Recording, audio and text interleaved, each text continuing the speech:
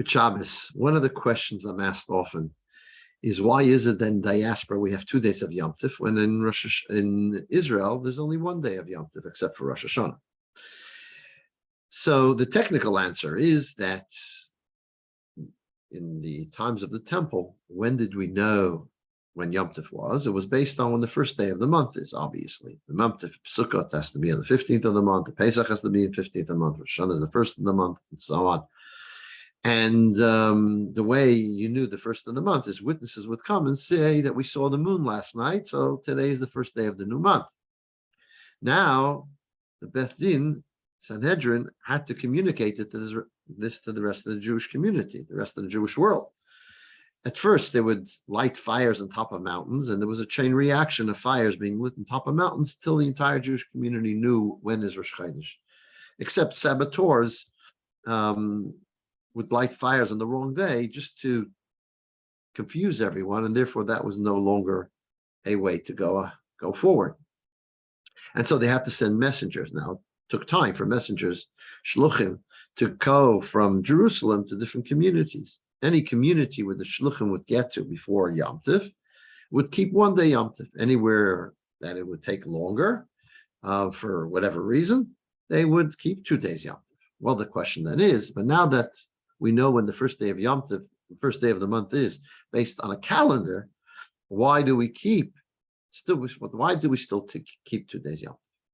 Well, the sages respond, we still keep the custom of our forefathers. The question is why? Why don't we change it back? It's a lot simpler to have 1 day of Yom Tif than 2. So the Tzemach Tzedek, the third Chabad Rebbe, brings from one of the great Kabbalists, Rabbi Schapiro. He says that this holiness of Yom Tif, which comes from beyond the holiness that is there regularly in the world, in order to come into the diaspora needs more time to seep in. Whereas to seep into Israel, because Israel is closer to spirituality and holiness, it's able to receive the holiness of the Yom Tif in 1 day. But in the diaspora, we need 2 days. The example that Tzemach Tzedek gives is like if you're a teacher trying to explain something to a student, if the student is clever and smarter, it'll take him a shorter period of time to get the idea, the concept you're trying to teach him. If the student is not as smart, it'll take you longer. So Chutz La'aretz, outside of Israel, is more coarse. It's less close to spirituality and the godliness. Therefore, we need 2 days of work to get the holiness of Yom Tif into the diaspora. Well, that's a beautiful answer. But then the question is, why on Rosh Hashanah do we still keep 2 days in Israel as well? If it's all about spirituality of Israel is so great that therefore they have 1 day of the other Yom Tov, and why Rosh Hashanah too? And why in Yom Kippur 1 day in the diaspora as well? Well, Yom Kippur is very simple, practical. You cannot fast for 48 hours. So let's put that on the side. Why indeed Rosh Hashanah is kept 2 days in Israel, if it's not relevant today? Well, we understand why Rosh Hashanah has to be 2 days in the diaspora. So the most important thing about Rosh Hashanah Yom Kippur is that we don't have this disconnect between the diaspora and Israel. On Rosh Hashanah Yom Kippur, we have to come together. We have to be united. And as a matter of fact, the portion that we read before Rosh Hashanah is, you stand all here together, all Jewish people, the entire community of Israel comes together in Rosh Hashanah. Because in order to be blessed by God, we have to come as a family. When you have a court case, you want the family to be there all together. We have a court case, Rosh Hashanah Yom Kippur. God's going to judge what our year is going to be like. We want to all be together. It doesn't make sense for us to have 2 days here and 1 day there. So basically we're coming to court on the second day and Israel's not there with us. Hence, because we need 2 days, they're keeping 2 days to be together with us on this day. You know, there's a story of the Alter Rebbe. He was sitting with a number of his colleagues, students originally of the Maggid of Mezrich, and then of Rabbi Mendel Vitebsker, and a fellow comes in and runs in and says, please pray for me. I have a family member who's very sick. Please pray for me. And they said, and please give me a blessing. Please give me a blessing. They say, don't come to us for a blessing. Go to the Rebbe. You have to go to him. He's the one who can give you a blessing. And then the Alter Rebbe turns to them and he says, turns to his colleagues and says, haven't you remembered what we were taught by the great students of the Maggid of Mezrich, who told us that which a Chassidic gathering can achieve, even the angel Michal can't achieve. Why?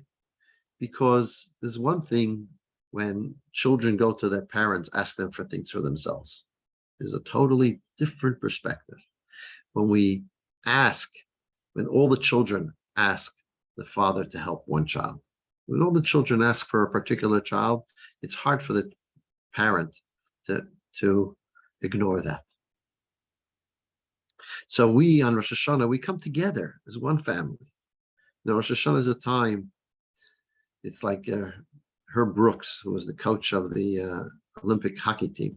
He said, the way we won the 1980 Miracle on Ice, the way we won is when the name on the front of the jersey is more important than the name on the back of the jersey.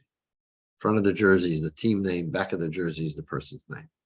On Rosh Hashanah, Hashem could either judge us individually, or we can come as a family, part of the Jewish people, with the name on the front of the jersey. We are one family. And then when we come like that, Rosh Hashanah Yom Kippur, Hashem blesses us for a great year.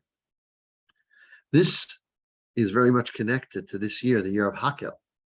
In this week's Torah portion, we read the mitzvah, the penultimate mitzvah in the Torah, which is that of Hakel. Hakel was that every seventh year, the year after Shemitah, the entire Jewish community would come up to Israel. The men, the women, the children, they would all come, and the king would read from the Torah in the Beis Hamikdash to all of them. And it was an incredible experience of reenacting the giving of the Torah on Sinai. It brought everyone to a place of closeness to Hashem, of an awe of Hashem. And the Rebbe would emphasize that this should be a year, the year of Hakel, where we reenact this, when we come together.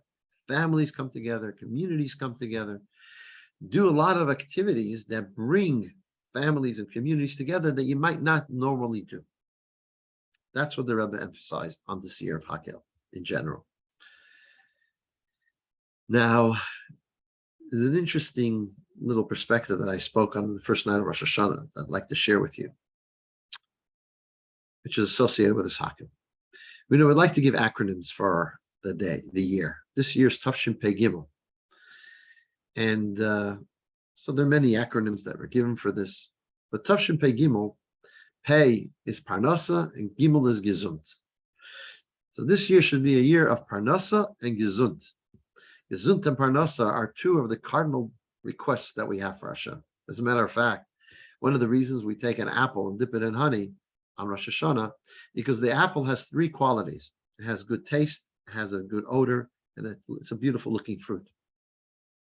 Because it represents the three cardinal requests that we have: Gesund, Parnasa, and Nachas. So this year, Teish Tashim Pei Gimel, we have Gesund and Parnasa in the name itself. However, I was bothered by the fact that the most important blessing is Nachas from children. Sure, we want Parnasa. Sure, we want good health. But ask anyone, the most important thing to them in their life is Nachas from their children. So where's the Nachas in this year? And the answer is Hakel. Because when you bring your family together for the purpose of Yiras Hashem, that they come to awe of Hashem, that they continue our tradition, that continue our Yiddishkeit going forward, that is the ultimate Nachas. So this year, in the name itself, you have Gesund and Parnasa. And the fact that it's a Hakel year, we have and if we do the Hakel, we have the concept of the ultimate blessing, which is that we should have Nachas. May I bless each and every one, that we have Taka, that we indeed have a year of Gesund, Parnasa, and most importantly, Nachas from our children, and ultimately a year that Hashem listens to us, the community of Israel, and brings down peace upon the earth, peace upon the entire world. and the ultimate peace, the coming of Mashiach Tzidkenu. Good Shabbos.